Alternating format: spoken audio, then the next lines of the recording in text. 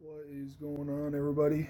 So, I figured I'd chime in a little bit here because I haven't posted a video in a while.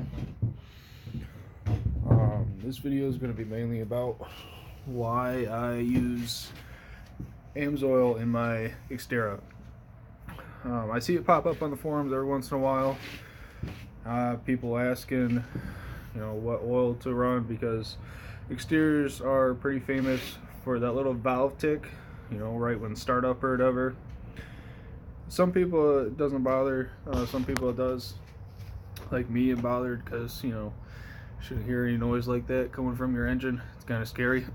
So, with my old Xterra, I ran the Rotella T6. Actually, I think I got a whole jug of it right here. So this is what I used to run in my old Xterra, something like that. It's a little bit thicker, and it seemed to do all right, but it wasn't really made for the engine, the VG 33E engine. So I just didn't feel like putting it in there anymore. So I was at Amsoil dealer for a while, and got to learn about it and stuff. But I got out of it because I'm not a salesperson by any means, and some people are jerks. So I turned to be a preferred customer, which is like $20 for 6 months or whatever. You get massive discounts. So I decided to try Amsoil oil for my oil change. So for a whole oil change, 5 quarts, filter, which you only need 3.5, but we all know Xterras leak a little bit of oil, so I always buy the extra quart or whatever. It's like $55, all said and done, shipped to my house and everything. So I paid more than that in advance for an oil change before, not necessarily for the Rotella, but just other stuff in general. So I decided to give it a try. I put that in. They offer an engine and tranny flush, so I put that in before I did the transition to make sure everything was cleaned out. So I put the Amsoil in at 145,000 miles, and it is now a few hundred miles over 150,000. Because I used to change my oil at every 3,000. Since I went to Amsoil, I went to 5,000, which was new for me because I usually never trust that oil, but Amsoil has the warranty and all that stuff. So I'm getting ready to change my oil here soon. So I just wanted to tell you guys a little bit about it. And since I put it in 145,000, I've heard no valve tick at all. So this seems to work great. So along with that, I bought a bunch of other Amsoil stuff. Like I bought tranny fluid, I bought differential fluid, transfer case fluid, all that stuff. I even bought the filter from there and everything. They tell you the quantities and stuff on there. So bought all that stuff, but I'm not doing any of that today. I'm just doing the oil change. So this is the oil that I put in. This stuff. And no, I don't represent Amsoil anymore. I'm just doing it specifically for people that want the knowledge on the Xterras and stuff that might want to get rid of the valve tick. But this is the stuff I get. It's I think it's the bottom one that Amsoil sells.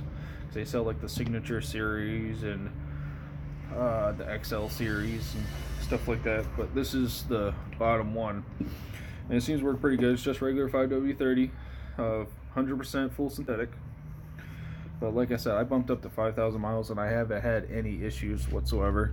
I think within the 5,000 miles, going from 145 to 150, I might have added like half a quart because I have that valve cover gasket leak. But I bought their filter too. Their filter is rated for like 15,000 miles, so yeah, 15,000 miles right there. So like I said, it's done pretty good. I'll see about getting a quick video of like the oil that's coming out of the engine, see how black and stuff it is, see if I can give you a description maybe. We'll see. It's fairly easy oil change. It's like one of the easiest vehicles I've ever changed oil on. But so yeah, I figured I'd give you a little insight on that. Oh, I don't know if I've shown you guys this yet, but here is the engine I picked up for the Mustang, which I don't know if I've even shown you guys the new Mustang yet. Maybe I'll give you a quick sneak peek. But this is a 351 Windsor. Bought it for like, I think it was like 150 bucks. It's got the Fox body oil pan on it supposedly. We'll find out for sure once I put it in. Came with this intake, Edelbrock Performer RPMs, which I've heard is halfway decent.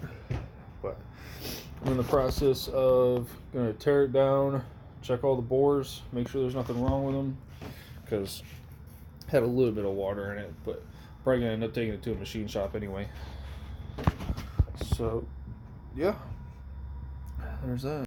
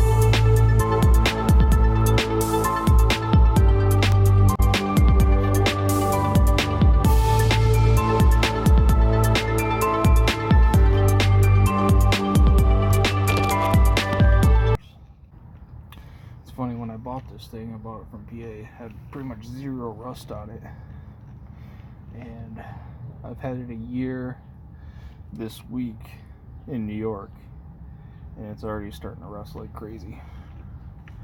Drives me nuts.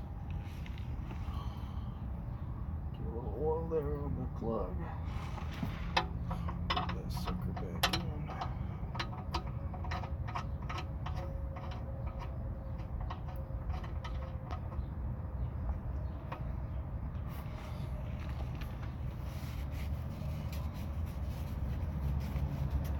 And see, I already have, like I said, I changed the oil. Amsoil at 145,000 miles. So I already have the Amsoil filter on here. So that's pretty much what it looks like.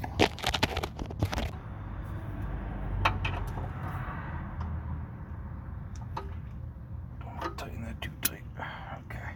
If you don't have one of these, I love these things, especially for oil changes, because especially if you're doing multi-vehicles, you never know what size you're going to get. I couldn't find one of my 20 funnels, so I just cut the top off a 2 liter. So, yeah.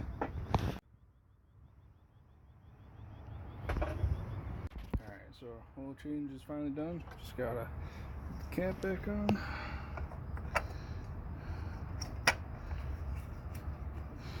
Just a little snug, you don't need to get it super tight. Alright, so I normally wait like 5 minutes before I start it up. Check for any leaks, you know. Nobody's perfect. Because you gotta let that oil drip down into the pan to where the pump can actually get it, so you're not running everything so dry and stuff like that. So that's normally what I do. So see you in a few minutes. Actually, I had this other idea. While we are waiting to start the Xterra up to here for that valve tick or whatever, figure I might as well show you the Mustang, you know, in all its glory. Here it is. This is the new Mustang. This is my third Fox body. So this is an 85.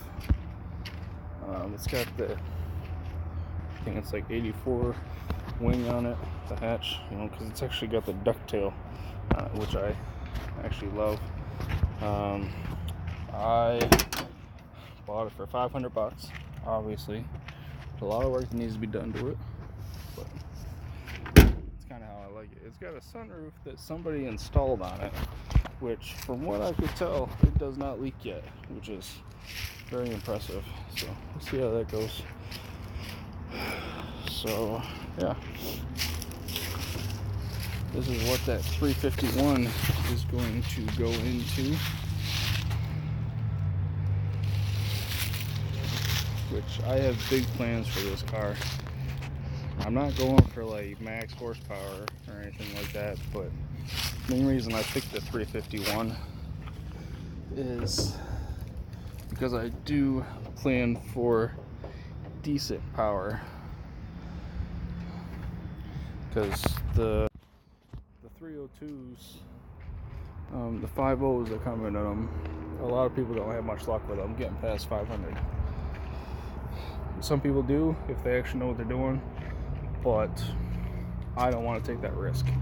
I want something reliable that I can drive across the country if I want to, just cruise, me, my wife, and my kid, and just go on an adventure, you know. But my goal is right around 600, 650. That's what I want. I want it to be standard stick shift. I'm really hoping to snag up like a used T56 or something and swap the bell out to fit that 351, but they're pretty pricey, so we'll see how that goes. But alright, well, now on to the Xterra.